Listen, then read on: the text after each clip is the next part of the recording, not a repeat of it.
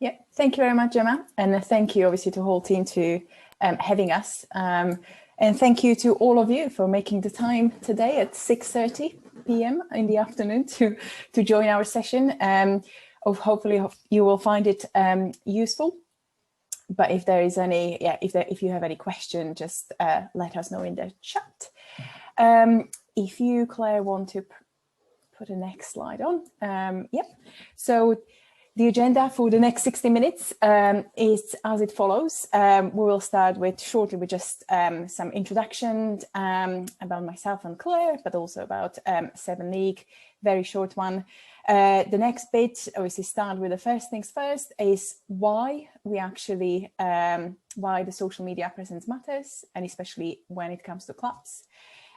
We then move on to account security. I know that might sound very boring section or topic, but it's really important, and it's something that Claire and I have experienced across many of our clients, and it's really important to get it right, especially in today's era. So in terms of then moving on to the next section, so there will be 2 core topics or themes of today's, which is overview of the major social media platforms, but also then talking about how you can utilize it. And the way we're going to present it is through our framework or a model, which is called Building to Brilliance. And the last 10 minutes or a bit more, we will use for Q&As. So if you've got, there is apparently no sound. Okay, sorry, I'm just checking chat. So some of you can hear me. Hopefully, majority of you can hear me. Okay. Yes, and then last 10 minutes we will leave for the Q&A. So please do use the chat. I can see that some of you have been using it, and also we will use polls. So look out, definitely look out for the polls. If you go next slide, Claire. Yep. So yeah. Look out for the polls, correct. So just an intro. So Claire and I are your hosts today. So you'll spend the next 60 minutes with us. And because we're talking about social media, then definitely use social media to connect with us, share your thoughts, but also questions. Obviously, don't forget to include the hashtag, the big Reboot conference. And if you want, you can DM us or tag us as well in your tweets or posts. Good. So next slide. It's, as briefly said, a little bit about 7 League. So we are a global sport digital consultancy and agency. And our mission is really to help sport organizations build global media businesses. If you go next slide, Claire. We have offices around the world, and as you can see, 7 League is based in London, but we do have regional offices across China and Singapore, as well as US. In terms of our services, so as I mentioned, we are sort of hybrid. We are a consultancy and agency. And what it means in real life is that when it comes to consulting, we basically work out with our clients what they need to do. So this might include auditing, strategy, digital transformation, etc. Really the sort of high level strategic, often project-based projects. When it comes to agency, that means that we will do it with the clients. We will do the work with the clients. And this is where, for example, the social media management come into place, but also community management, content creation, etc. But we also offer embed, and this is really where we ourselves embed into the organization and help the clients to run their social media or anything else from their offices, essentially. Next slide. We do support some of the biggest sports brands and organizations, such as Nike, such as FIFA, UEFA, Chelsea, etc. But we also do have a strong NGB pedigree. So really, we understand the role of the NGBs. where they're coming from, but also, I guess, the resource levels, etc.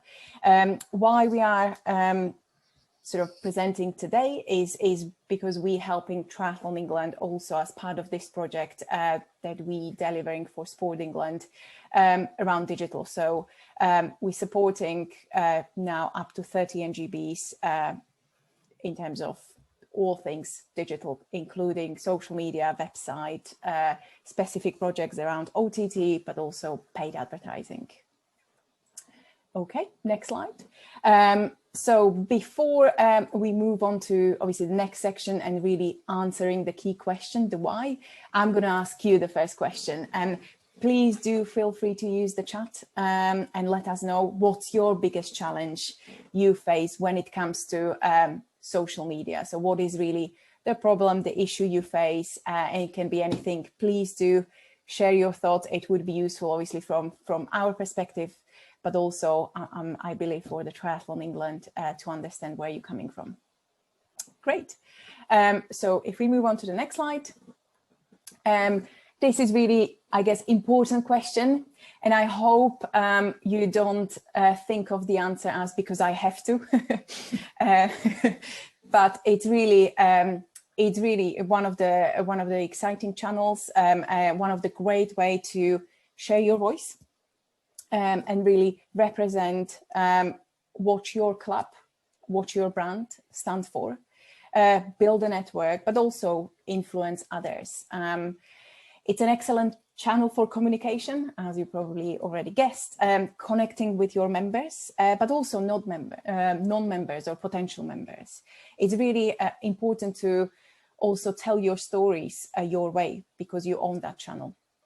And obviously it's called social for a reason. So it's really useful for engaging with your audience and having that real-time engagement, that real-time conversation. Not just social media is not just about broadcast. It's important to engage. It's important to have the two-way conversation. And lastly, obviously, why we use social media, part of it is really because we want to grow. You want your clubs to grow in terms of membership. You want to help grow the Triathlon England brand. So it's really where potentially, when we're talking about commercial and money, is one of the channels to use to grow your network, to grow your membership, to keep the funnel, to keep the fueling your funnel when it comes to membership, to start to create that interest or turn that interest that they have, that your followers have in triathlon, to actually participation, whether it is, purchasing membership or just joining some of your newsletters or following you online. So there's definitely perks and benefits of using your social media. And yet, hopefully, the importance of a social media presence. Obviously, first of all, as I mentioned, we do have a knowledge of the NGB world and where you're coming from, where the club's coming from. So we definitely know that resourcing can be very tight for clubs. And potentially some of you might already fill in other roles within the club as well. So you might, managing social media might not be just your role, which I'm guessing it's the case for a majority of you, if not all of you. So really understanding the fact that, yes, there is, we know that we need to use it, or there is definitely benefit of us using social media, but we also know that the time is tight and the resourcing is tight. Therefore, the important bit when it comes to social media and in general, even when it comes to your members and non-members and thinking about your objectives and goals, is really crucial to understand your audience. And that's even more important when you're thinking about social media. We know that, and as we go through, as Claire will take you through some of the numbers and some of the statistics about how different social media are used and by, different audiences. This is really where you want to understand your audience first, and even really who you want to target. So let's say you want to target Gen Zers or the younger audience.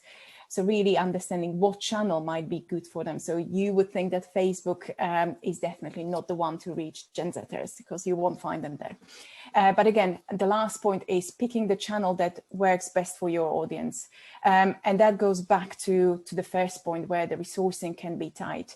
So we're not trying to tell you to, be on all of the channels, because in a way, some of your audiences will be on all of them. I'm sure that as a club, you want to get a variety of members in, whether it is youngsters, whether it is somebody in their 40s or 50s. But then thinking about utilizing your time effectively and really picking the channel that works best for you and best for your audience. And, given the fact that you don't have much time. So really picking the one that works. And I know Claire will mention it later, but even just a good practice is to secure the handles, even on the channels you might not use at the moment. For example, if you don't use TikTok or any other newcomers, it's a good practice to just secure the channel, secure the handle for your club. So you can, if you decide, 2 to 3 years down the line, that this is something we want to use because the audience that these channels have is really important for us, then you can utilize and you keep the brand consistent across all of your social media channels. If we go to the next slide, and this is where I pass. I know I promise you this is not the boring section. We've got only 2 slides, but it's really important to mention those. So I will pass on to Claire now. Thank you, Lenka. So I promise to keep this very brief, but account security is a really important part of your accounts and your social media. We've worked with a number of clients in the past where they've sort of had issues on their account security and they haven't been able to get in at a later stage, or they've lost access in some places. So this is a way of sort of managing that and making sure that that doesn't come up. So sort of as a starter, linking accounts to sort of singular employees or club members if they are running those accounts, because what often happens is if they leave, how do you regain access if it's linked to their email address, or that you can't make sort of any ability to log in or make changes within the account. So setting up a sort of singular company-wide or club-wide email address that's sort of even just an info at your tri-club or whatever will be sort of the best way to set that up and make sure that there's no accounts linked to so-and-so at Gmail or so-and-so at Hotmail, so that you can't, like, if they do leave or if they do decide that they no longer want to run the channels for you, that you have your own access. And then also each account needing its own password. Hands up how many people have the same password linked across several accounts. I know I do, even though I preach that you shouldn't have this. I have one password that I rely on quite heavily, but it's really important that you try to make sure that your social media accounts are separated by different passwords, just to make access a little bit more difficult if someone was trying to get into your accounts for more sort of nefarious reasons. So sort of basic password hygiene that we have. Using a password manager, there are a couple of free ones. I use one called Bitwarden, which is free. It basically lets you sort of create separate strong accounts or passwords for your accounts, as well as storing them in one place. You can then sort of assign access to certain people within the club if they need those passwords, but you can sort of control it and keep it in one place and not let it sort of be written down on a post-it or on a WhatsApp message or anything like that. Going long, as complicated as it is and as difficult as it is to remember those, having sort of a password of 12 to 15 characters is the best, most recommended range. Again, if you use one of those password managers, they can create secure passwords for you so you don't have to think them up, and then they can also store them so that you don't have to remember them too much. Using separate sort of unique characters, so trying to sort of create something that will really confuse someone and will take them a little bit of time to figure out, rather than just having Sport 2021 as your password. Trying not to reuse your passwords. I'm sure we've all sort of been victims in the past where if one of your accounts gets hacked, they can all get hacked. If your email gets taken out, they can get into many places. So trying to sort of make sure that you don't have that added level of complication. Not trusting your browser.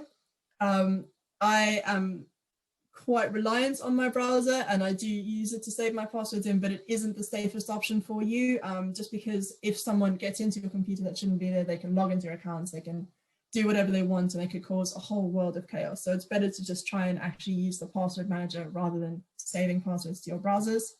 And then using two-factor authentication, so either getting an SMS code sent to your phone or using an authenticator app every time you try and log in.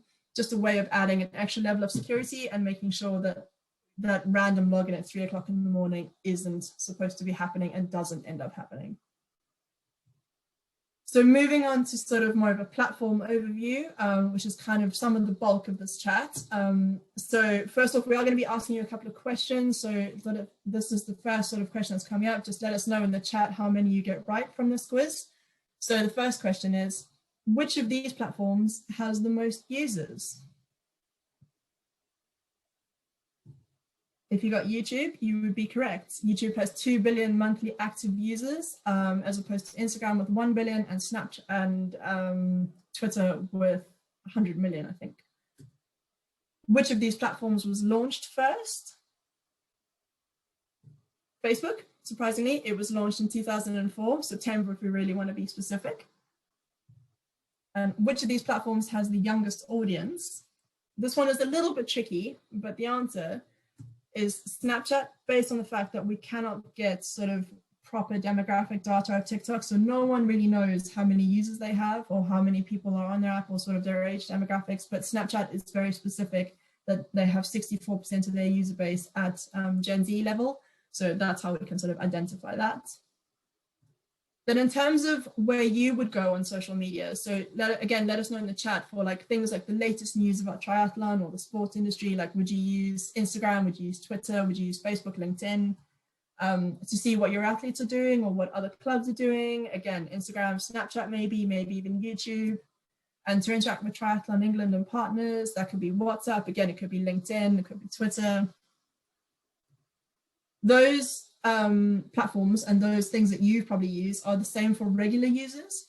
So for Twitter, we often go to Twitter for live news, information, tweets during events. It has a smaller but rather more sort of influential audience, and it's very good for sort of influencing conversation. LinkedIn we'd obviously use for connections and sort of thought leadership and peer relationships. Instagram and TikTok are sort of your very visual platforms, so using music, sending lots of photos, those kind of engagement sort of graphics and things. And then Facebook is really for scale. It has a really big global audience. It has an emphasis on video, but it's not very good on doing sort of timely live content in the same way that Twitter is, and in some cases the same way that Instagram is. So we're going to send out a poll now quickly to sort of go, what's your favorite platform to use for your club? And I think Lex will let me know when she's it's now on. So yeah, guys, let us know. Hopefully you can see the chat. And again, be just useful to know. Go ahead, Claire. Cool. So looking at some of the results that are coming in, Facebook is the resounding favorite with over 85% of you using that, and 10% for Instagram, and then 5% on TikTok. I like TikTok, great. TikTok is where I lost a lot of time over the pandemic. So it's good to see that it's coming through. Perfect. So I'm going to end that link so I can move on. Okay. So next slide, sort of the current favorites. So like I said, Facebook, Instagram, and Twitter tend to be sort of the current favorites for people when they're sort of looking at their audiences and where they want to go. So Facebook has 56 million UK users, just for sort of a rough idea. 55% female, 45% male, but it has a big 76% over 25-year-old demographic. So it's definitely your older market, people that you're looking to sort of target a little bit older, groups, private chats, those kind of things. Claire, Instagram, if I can chip in, there was a question, or there was around the, obviously one of the biggest challenges is attracting younger demographics. So definitely, just to add, Facebook won't be one of the channels to focus on if you want to reach out somebody who is, I would say, even at this case below 30. Yeah, for sure. Instagram is a good platform for that, as well as platforms like TikTok and YouTube, which we'll discuss a little bit later. So Instagram has 33 million UK users, again, slightly more female, but also slightly older in terms of 68% over 25. We tend to think that Instagram is quite a young platform, and in some ways it is, but this sort of just shows us that in the UK in particular, it swings a little bit older, potentially because of the introduction of things like Snapchat and TikTok and YouTube, where we find that the younger audience is spending more of their time now. And then lastly, another perennial favorite is Twitter. So Twitter is one of the smaller networks. When people think of sort of the outsized impact that Twitter has on conversations, and you'll often hear like in the news that they refer to someone's Twitter feed or a tweet that went out, It's really sort of outsized in terms of the number of users it has. It only has 17 million UK users. Again, a slightly older audience, and it is a more male platform. So it swings slightly the other way compared to Instagram and Facebook. Also, one thing to add around Twitter is, so obviously we see it as a, definitely use it to connecting with media, mostly with journalists, etc., rather than, or necessarily as Claire said, a community of fans or even younger generation. So definitely, again, if you want to connect with media, and this is mostly for, I would say, Triathlon England. So this is, breaking your news. Twitter is definitely the platform to be at. Yeah. So just to talk a little bit more in depth about some of the platforms. So we'll just go through a couple of sort of pros and cons and the importance of these platforms. So Facebook is one of the largest social media platforms. It has private groups and pages. We are starting to see more of a swing towards private groups and sort of communities and those sort of smaller sort of groups of people, rather than these large, huge Facebook pages and Twitter accounts and that are attracting lots of people in. I think people are becoming more conscious of their privacy and trying to sort of pull that back in a little bit. And so things like private groups and pages are working a lot better for people. So again, private groups are really good for safeguarding members. Pages help to sort of build awareness and gain interest really quickly. You can spin off a group from a page. It is quite easy to do. Facebook is also useful for posting a variety of updates. So you have a range of things you can do. You can post photos, graphics, videos. You can do live content. You can do broadcasts. You can do making sure that you're streaming anything. If you feel like you want to live stream a particular race or event or something that you're doing within your club, it's a great way of doing that. And you can also use Facebook stories as one of the sort of lesser used but becoming more prominent features that helps to reach users straight away. So if you do want to use live content on Facebook, Facebook stories is one of the better ways of doing that, because it's sort of, the algorithm works very much against you on Facebook. So what you'll often find is that in some cases, some people will post a live update of like this is our podium update, or this is the time update for this event that's happening. And that I might only see that 2 or 3 days later than you intended, by which point it's lost all meaning for me. So it's really important to sort of work with the algorithm on Facebook and sort of post content that isn't necessarily live, but is still relevant to your audience. A couple of pros on Facebook: it's really easy to use. It's really quick to set up a page. Sort of you can do it overnight almost. You can put all your club information there, so they can find, your members can find key information, contact details, where you're located, who's the best person to talk to. You can start doing groups, which is a nice way of sort of creating that sort of private sort of club chat environment almost. And you can moderate your content a little bit better. Also within groups, you can do moderation. It is a little bit time consuming, but often you'll find that there might be times you need to sort of shut down a comment stream or someone who's just mouthing off a little bit for no reason. And that's it. Facebook is a great platform to do that on. Moving on to Twitter. So Twitter is for, like we said, really short, snappy updates. It's great for being live on. You can post several times a day. It doesn't clog up anyone's feeds. People get really invested in sort of like live content on Twitter. It's great for following other clubs and sort of athletes or Triathlon England to see what's happening and see if there's any insights or tips that you can share on for your members. It's also great for sort of having a unique hashtag and presence that you can create so that your club members can identify you by, and they can tag their content whenever they share it on Twitter that tags you in effectively. The important thing to remember with Twitter is that if you use things like GIFs or photos or videos within your posts, they actually tend to reach a wider audience than if you just post a link post or a text post, just because of the way the algorithm is set up. Again, even though Twitter is very much a news platform, they're trying to gear themselves more towards sharing content more, like video content and photo content and that kind of content more on their platform.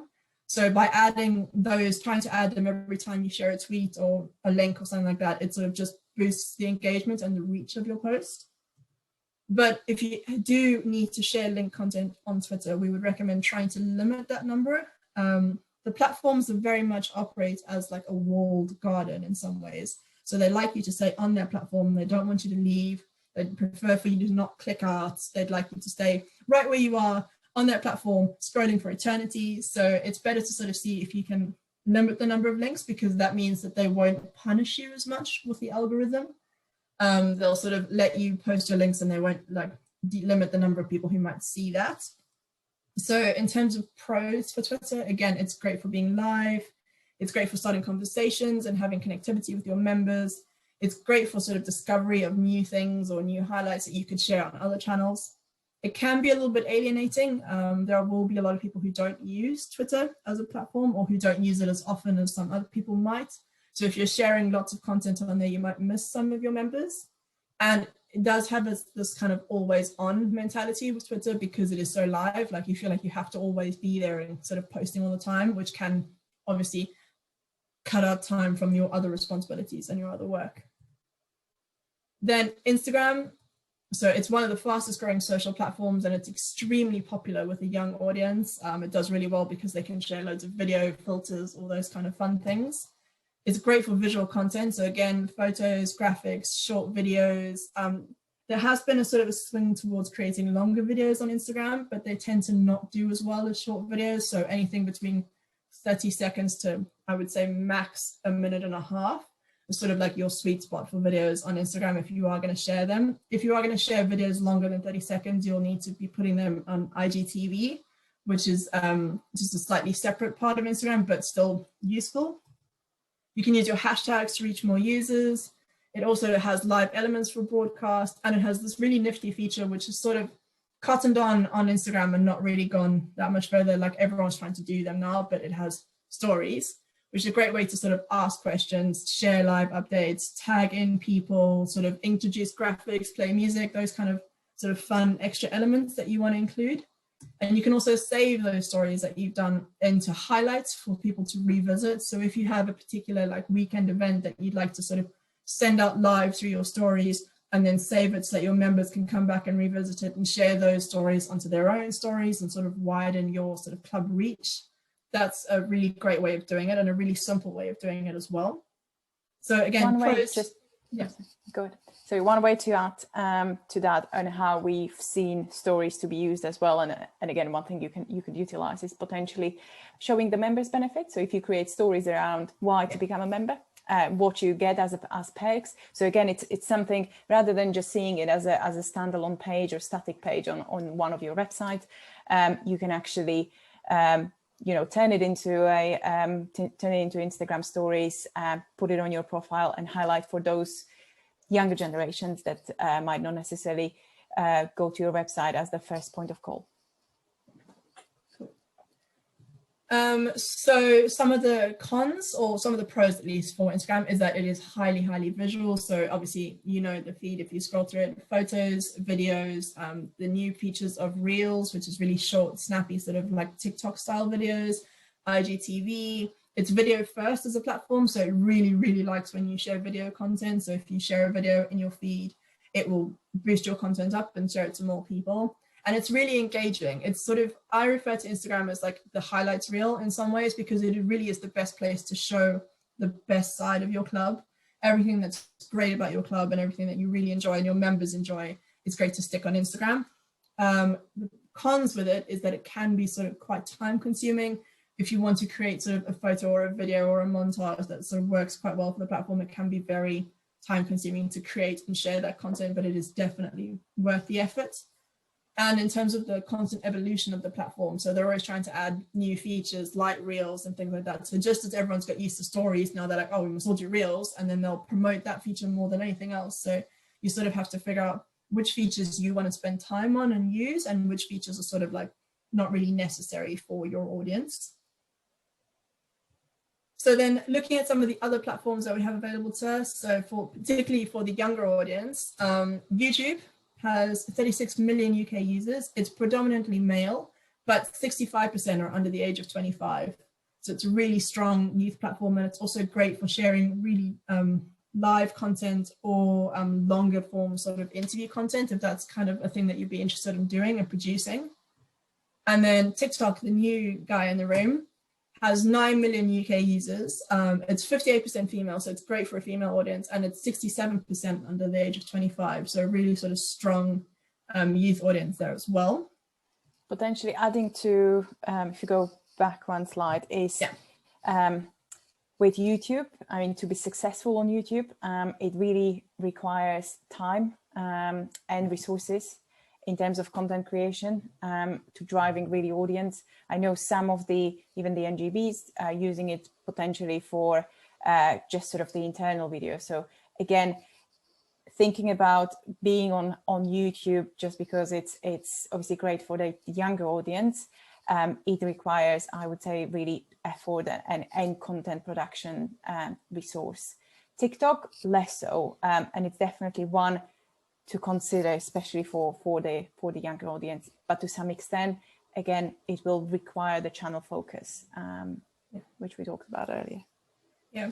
So like Lenka was saying, TikTok is really great for sort of short, viral, snappy content that you're seeing everywhere, people doing meme videos or adding filters or learning dances. I'm not coordinated enough to learn the dances, but I've tried, I'm ashamed to admit. And then YouTube is great for sort of longer form video formats. So in terms of what we always say to clients is that new platforms should only be joined if you believe your audience is there and you have the time to dedicate to make the content for them. Duplicated content is a really quick way of sort of turning your followers off, and they go, well, why am I following you on 3 different accounts when I could just follow you on one because you put the same stuff everywhere? So, and we appreciate that again is a time consuming thing to do. So that's why we said at the very beginning to sort of pick your platform where you know your audience is and really focus on that and build out that and make it the best it can be, rather than trying to sort of spread yourself too thin and go across, I need to post on TikTok, I need to post on Instagram, I need to share this on Twitter, I need to put this on Facebook, and then I have to put it in the group. And it just becomes a sort of very chaotic, stressful thing. So sort of focusing in your attentions and sort of going, this is where I want to be, and this is where I have the time to be, is kind of the best way to handle this. However, as Lenka did mention earlier, an important thing to do if you do think you might want to go on YouTube later, or you might want to have a Snapchat at some stage, is to claim the handle. Just to go on and be like, I'm going to be this club on Snapchat, and then no one can sort of take it from you. So even if you think it's very far off, it's a useful thing to have so that if you ever decide to go there, you don't have to worry that somebody else might have taken it in the off chance. So moving on to our framework that we're going to be discussing for the rest of this chat really is the Building to Brilliance framework, something that we've sort of developed and pioneered at 7 League, and we've used it across UEFA and national associations. The current Lioness squad have all benefited from this kind of training. We've also been using it with the NGBs and some of the CEOs for the NGBs as well. So it's sort of really broad framework that is applicable across multiple areas and across multiple sports and people and levels. So the framework is really quite simple. It's a pyramid, effectively. We're going to take you from having the basics right to moving to sort of the best practice and then achieving the sort of brilliance that makes your channel really stand out. So basics is being findable and followable, making your profile sort of really work for you.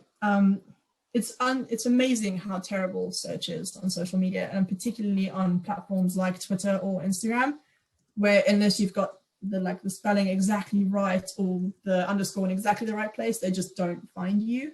So sort of making sure that your handle and your sort of everything about you is as clear and easy to find as possible just reduces that stress impact of people trying to be like, I searched for you, but I couldn't find you. I don't know what's going on. It just makes that a whole lot easier. Best practice is sort of the daily drumbeat of content to sort of win the race to the top left, as we refer it. So what is the top left? I can hear you asking. This is the top left.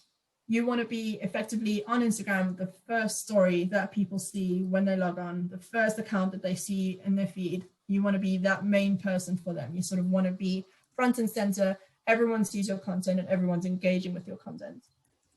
And then in terms of brilliance, you want to surprise and delight your members and your fan base. So going all the way from the basics to the top and building your pyramid out so that you've got the best social accounts that you could have.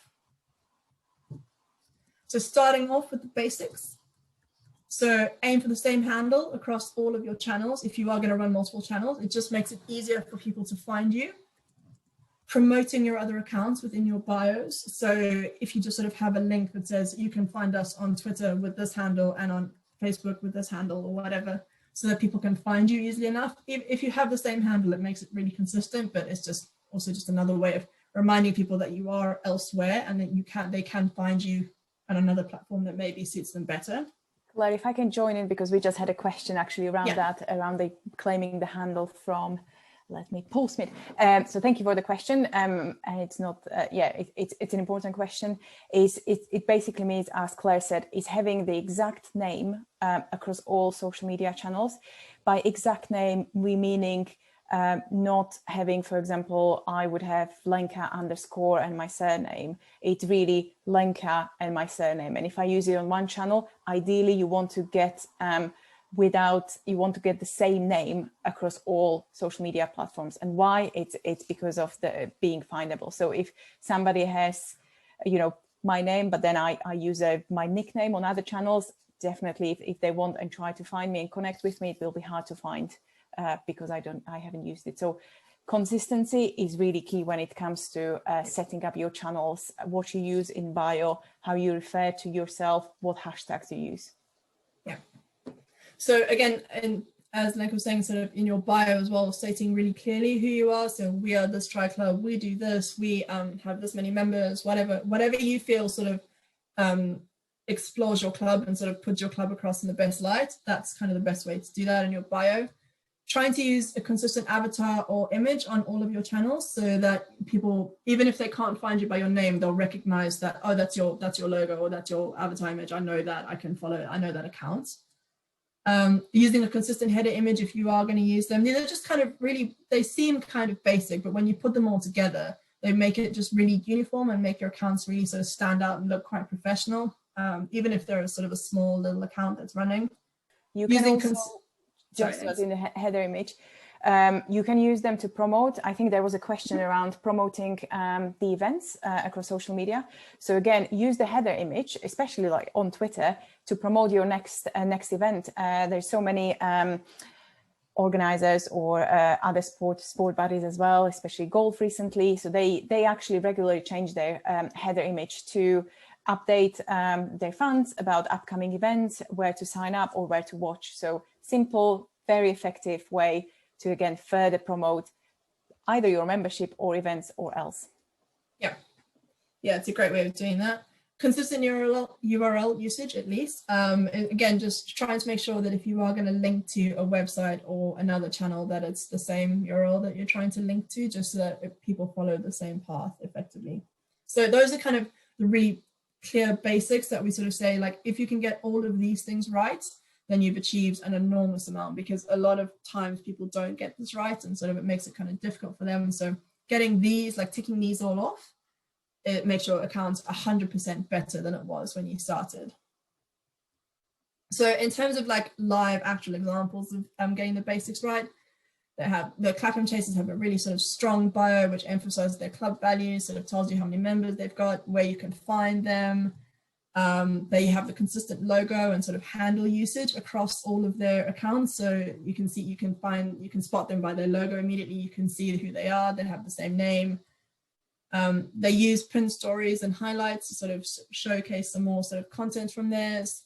And they link to their website as well if they have a website to link to. So it's sort of everything is there for you across all of the different platforms, but it's all kind of uniform and the same and easy to find them everywhere else. So a couple of just other basic notes on image usage. So British Triathlon has a Flickr account, which is linked in this document, and we'll be sending out the PDF, I think, to you guys later. So you'll have access to all these links. But basically the Flickr account allows you to access all images from British Triathlon events, including club competitions and training sessions. So if you know there's been a photographer at an event and you've got some of your members there and you'd like to sort of get images from that, you can find them there. And at least then you know the images are really strong and you can use them, and there's no sort of rights issues or concerns about that. And then another quick note on children or youth athletes. So generally speaking, when we use these kind of images of children, trying to ensure that the image is shot from the waist up, as well as having sort of the relevant permissions from parents or guardians or even the child to actually use the image, just because they're a little bit younger, they don't necessarily have that kind of control that they might want to have. And then a small one on emoji usage. So we're trying to make sure that we are appealing to the sort of the widest possible demographic and audience across varied ages, demographics, locations. And there are as emojis have become more inclusive, they're often in some ways kind of alienating. So Triathlon England has a policy that when you use an emoji, you should try use the yellow skin tone, because it is like the default per se. So you're not going to offend or isolate someone by using a different sort of skin tone that might exclude someone from a conversation, particularly as people become more sensitive about these kind of things. Using the yellow one is it's just a very general base, and like you can't go wrong with it effectively. So moving on to best practice. So best practice is where you've now got all your basics in place, all your handles are facing the right direction, you've got the same logos everywhere, you've linked to all your accounts, everyone can find you. So now how do you take your accounts to the next level? So best practice is to post regularly and engage in sort of relevant conversations to your club or to your members. Breaking your own news. Again, making sure that you're always sort of the loudest person in the room when it comes to news about you. Using photos in your posts, using videos, telling the story of your club, being interactive with your followers, and also, again, being careful about linking out in your post. But at all times, remembering that your club brand is everything, and that your club and their members are the most important people that you are creating or sharing this content for. Using hashtags in an appropriate way. So there are a couple of different ways to use hashtags. Twitter is very event-based. They try and like limit you to 1 or 2 event hashtags per post. It just sort of leaves it less cluttered. Also, sometimes you might run out of space to put all the hashtags. Instagram, you can be a little bit more free with your hashtags. They can be very topic-based, and you can use them to sort of drive people to your accounts in some ways. We sort of recommend 6 to 10 hashtags per post, but it's really up to you and what you feel comfortable with. The most important part of best practice is shifting your mindset from what content to why content. So what we really want to move you away from is sort of, you get to lunchtime on Tuesday and you're like, oh, I haven't posted anything on my channels today. I quickly need to get something out to like make sure people think I'm still here and that I'm actually doing my job or whatever. And we need to sort of switch our mindset from going, what am I going to share, to why am I sharing this piece of content? So who is it for? Which audience am I targeting? What would they really want to see from me? Where is the best place for me to find them? What should I post? When should I post it? Should I post it now?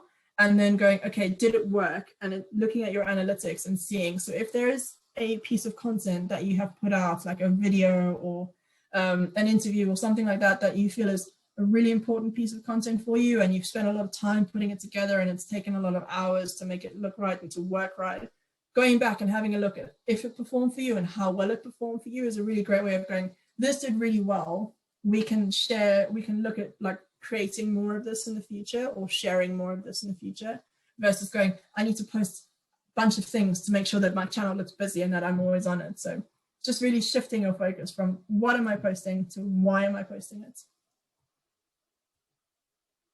So coming back to the phenomena of groups that we're seeing a return of more private social media in some ways. Facebook groups are being launched, Twitter communities is coming in the future at some stage, just really sort of people trying to regain control over their own privacy. So groups are a way of sort of being more private, having more security and sort of more topic focused discussions in some ways, because you can really focus your groups and be sort of hyper specific and hyper targeted around interest.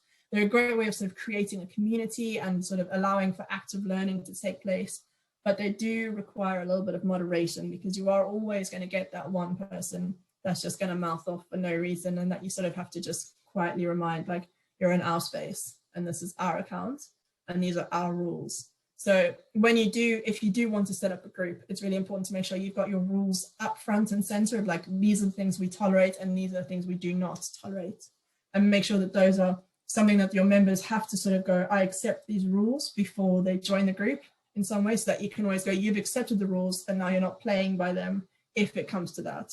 Just an important way of sort of making sure that your groups stay the friendly, sort of active, engaging place that you want them to be. Another sort of great focus for best practice is user-generated content.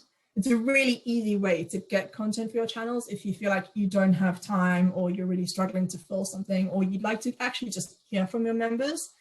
One of the nicest things to do is sort of create a challenge that keeps things fresh, allowing people to sort of use tools that they have readily available. So whether they've got sort of footage of them cycling on the weekend or training equipment that they'd like to show, And it's a great way of sort of keeping your members and your sort of followers engaged.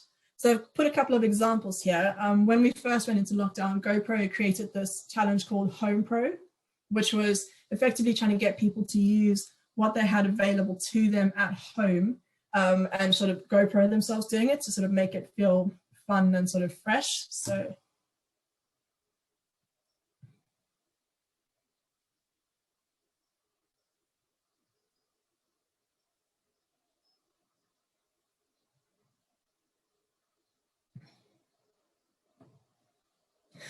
like I said, you could post anything, yourself making dinner, going for a run, going for a walk, doing something in the garden, painting, doing some work, whatever you wanted to, using your GoPro and using the hashtag. And they sort of curated that and pulled that into a separate feed to sort of showcase like how people are keeping busy while they've been locked down. We Play Strong pulls in a lot of sort of user-generated content. They're always asking their members to show them what they're doing, how they're sort of advancing their skills, their football skills. So that's just a really quick example of someone just how they put their balls in the car just for fun. So it doesn't have to be a production effort. It can just be someone doing something really small. You don't have to always put production in. And you can also get this kind of non-production level sort of content and turn it into something production level, which is what Volleyball England did for this Volley Around the World, where they had they joined a hashtag trend of people sort of passing the volleyball, punting it around the garden kind of thing. So I would punt it and then someone in the next video would try and pretend they'd caught it and push it on. I'm not explaining it very well, but here's the video.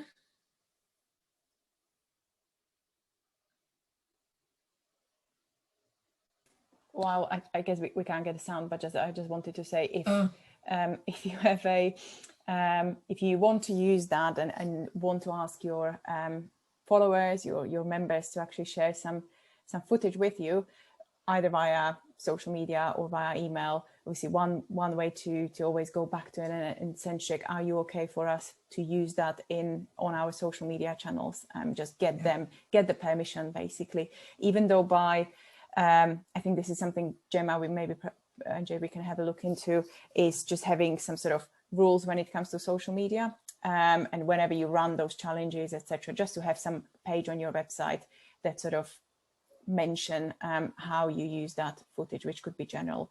But again, just having that common sense, just double checking, especially when it comes to video, when it comes to sharing something on your club's channels, just checking, going the extra mile. Potentially, if you know the member, if they have their email addresses, just email them, are you okay for us to use it in this video? It's a good practice. Perfect. And then moving on to the last section of the framework is the brilliant sections. This is once you've got your basics in a row, you feel like you're putting out content sort of regularly that ticks all the best practice boxes. Now you want to do something really, really cool. So brilliance is where you can sort of proactively sort of start your conversations, sort of surprise your followers with content that they might not expect from you. So like putting together a challenge for them to do as user-generated content or that kind of thing. Also sort of taking your members and your fans behind the scenes, making them a part of your journey. Showcasing your local community as well is something that we're seeing coming through more and more, particularly amongst the younger generation. They always want to see how the community is getting involved. So a nice way of sort of handling or creating some brilliance on your accounts is to do account takeovers. These sort of create really authentic conversations and sort of an off-the-cuff thing. They tap into your followers' needs to know, give them something authentic to sort of drive conversation.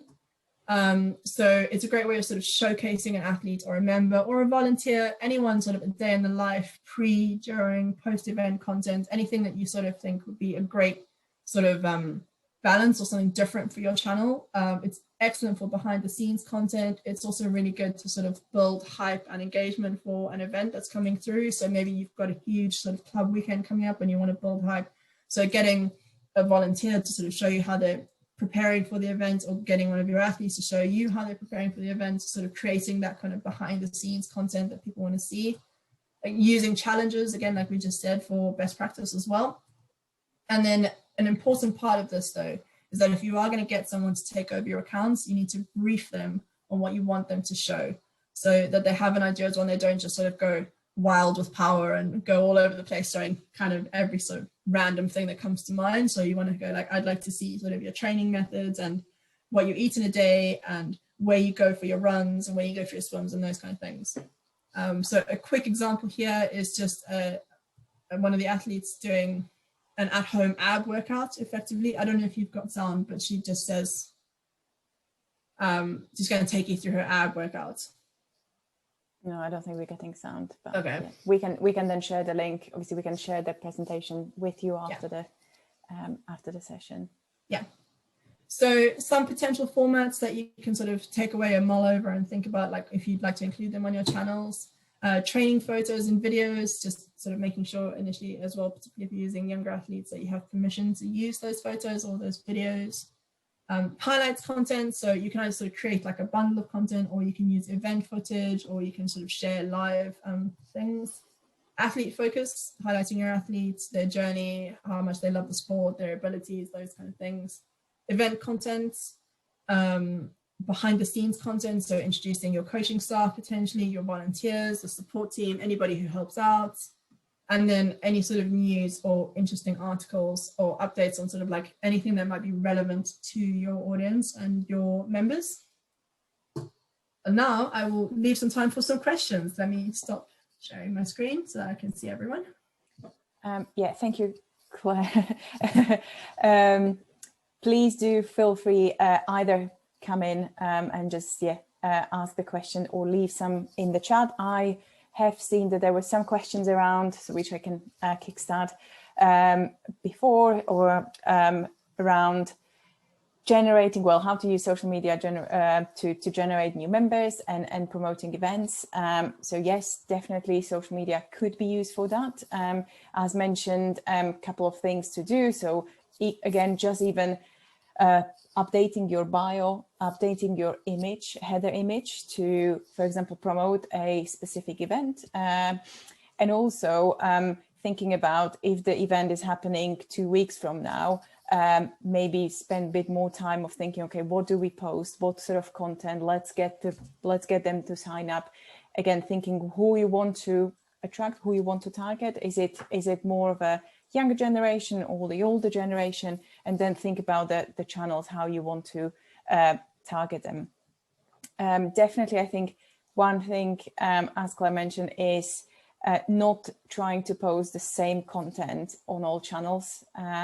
Definitely doesn't work. Work with the platform, which means obviously on Twitter, using the visuals, but on Instagram even more so, and trying to adapt the visuals. It's really important, and if you use the features of the platform that they offer, it also help the overall account performance. You know, if you start using new features that one of the platforms is pushing, it will help your overall account. In terms of then, there was a question around, obviously, or mentioned around attracting the younger demographic. So as we said, looking at what younger demographic uses in terms of social media, what platforms do they use, where do they get the information from, and then deliver it to them. But also thinking about if you have knowledge of your membership, and you know that you already have those members in this particular age gap that you want to reach more of. I mean, one thing is obviously to ask as well, ask them for feedback, or ask the volunteers to ask them at the event. Really use your members to get the feedback from them, to understand them a bit more. And then there was a younger demographic on the other hand. There was a mention around obviously having members who are in their 70s. These would be probably hardly to find on Facebook, although on social media, although some might use some platforms. But it's again thinking of, okay, how do start with your members and think about the members that are in this age group. And, you know, I'm sure that you have a close relationship with them. Ask them, you know, see what they do. I'm sure some of them, maybe it's a great way to target them is via phone. You know, you've got WhatsApps as well. You can create a WhatsApp channel, again, depending on the content, how you want to reach them. It could be, you know, a combination of online and offline for this generation. So I would say definitely utilize your members, and, you know, hopefully you will soon have organized events. So that's a great opportunity to really have the discussion with your members. Yeah. Then there was a question around, well, interest in using social media, but obviously don't understanding all of the features and how this can be used, but potentially developing a simple social media plan. I mean, definitely recommend doing that. And potentially this is something, guys from Triathlon England, this is something maybe we can look into. Maybe we can create a template for the clubs to use, to fill in, and to obviously then utilize for own channels. I think definitely having a plan, however simple it might be, it's definitely useful because it keeps you focused, and also it helps you to effectively utilize your time. So if you know that you have a event coming up, or you've got the membership renewal coming up, you know what to sort of post and which days or what weeks. Again, sort of removes the burden of logging into social media on 6 p.m. Tomorrow and thinking, what am I going to post? But having that plan will help you to create the content. Thanks. There's just one more question I think we should cover off. How many hours per week do you think should be allocated to sort of an average club sharing content on their social media? That's good. I think goes back to, and Claire, please do fill in as well, because you probably know it better than me. It depends on the channels that you use as well, and how often. So let's say if you've got two, and if you've got Facebook versus Twitter, or Facebook versus Instagram, it's understanding how you use them and how many times you need to post. Obviously, for all of the social media, apart from TikTok, I would say you need to post on a daily basis because that helps your algorithm in terms of hours. And that goes back, I think, to creating a social media, even a basic social media plan, because that will help you to avoid of thinking, okay, I don't know what to post. Just having sort of either those events plugged in, the key dates, but also the key, I would say, days on social media. You know, you've got the Women's International Day and etc. And how, as a club, you can capitalize on those and using those hashtags. So in terms of time, I mean, if you can dedicate it an hour per day, I think that's definitely useful. If you can do so more, then great. I think within that hour, what I mean is not just posting, but also checking how people reacting to your content, to your previous content, responding to comments, asking questions. That sort of all comes into the social media management. I don't know, Claire, if I missed something. I'm sure I did. No, yeah, I think you've covered up pretty well there. I was just looking at one of the questions, a guide on sort of what graphic sizes and what should be created. We can absolutely include that in the deck. Yeah. There are really easy ways of like just graphics that say this is the size for Facebook photos and this is the size for Instagram. So we can absolutely include that. And Canva, actually, as you said, Claire, in the chat, Canva already have those pre-created templates. So if you create an Instagram post, you can just plug in, I don't know, images, upload images. So Canva is definitely one of the tools I would recommend. I use it personally. I know we use it or we recommend it to teams that are quite small, or, you know, social media is a one-man band, then definitely tools such as Canva. We will include potentially others that you can utilize for Instagram, where instead of just linking to your website, you can actually use a tools where when people click, you can actually add several links. So you can link to your website, to your membership, or specifically to an event which you're trying to promote. Yeah. So we'll include some of the tools that could be useful and are free. Yeah. Cool. Right on time. Any questions or anything else? Just let us know. Let Gemma and the team know, or just tweet us.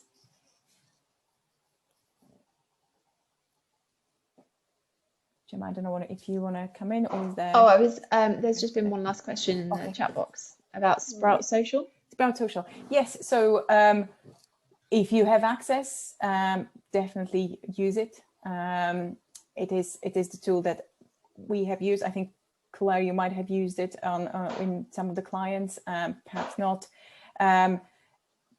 It gives you the analytics.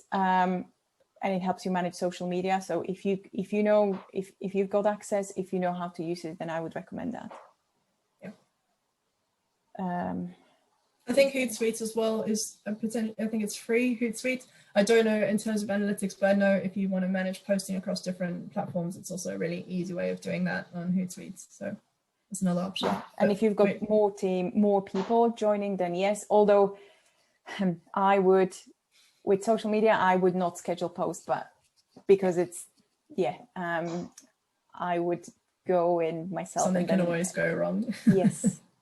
I would stay away from, as a rule of thumb, of scheduling. But I know it might be more useful, especially if you're juggling other things, or if there are other things on your plate, or have more people actually managing the social media. I think simple spreadsheet, just knowing what you are posting, and then actually when you hit the press button, you actually sense check it before you post it. I think that would be that's the way we would recommend, rather than scheduling. Great. Thanks so much. I think that's been a great session for everyone. There's some really nice messages in the chat box as well from everyone. So thanks for joining us today. Really hope you found it useful. Thanks so much, Lenka and Claire. And that's it. I'll draw the session to a close.